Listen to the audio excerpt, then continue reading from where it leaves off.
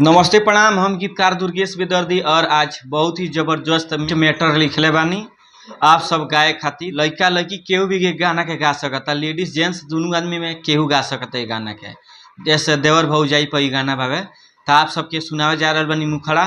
तो सुनी कैसे बा कि बहरा से आ जा तू घर बोलम हो, तहरा से कहतानी सुन बात हम हो। अरे बहरा से घरे आजा एहो बोलम हो, तहरा से कहतानी सुन बात हम हो। अजान चल जाई होई जहिया चूक राजा जी, अजान चल जाई होई जहिया चूक राजा जी। अदेवरा ढोड़ी में सटावे बन दुख राजा जी, अदेवरा ढोड़ी में सटावे बन दुख राजा जी। तो ई रला मुखड़ा।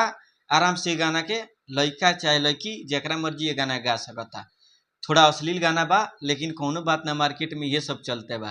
तो चली रला मुखड़ा। अब आप सबके अंतरा सुनावे जा रहा हूँ। तो अंतरा सुनी कैसे बा।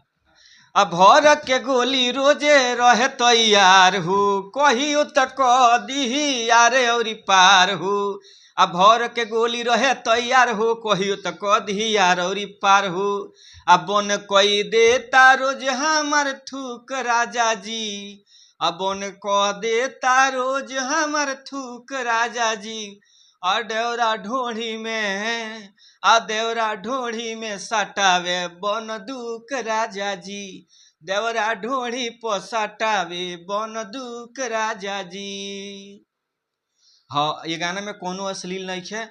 और ई वाला है अंतरा और लास्ट अंतरा हम हर वीडियो में बतावेनी। हाँ, और जे लास्ट वाला अंतरा जरा चाही जे कलाकार गावे चाहता तो लास्ट वाला हम अंतरा लिख के व्हाट्सएप के माध्यम से भेज देम। जे भी कलाकार ये गाना गावे चाहता तो हमार मोबाइल नंबर बा 9934529912। हमार मोबाइल नंबर है। ऐप फोन कैला काम बा, बोलला काम भैया ये गाना हमरा पसंद बा, तो हम व्हाट्सएप के माध्यम से लिख के फुल गाना भेज देम। आराम से आप गा सकतानी।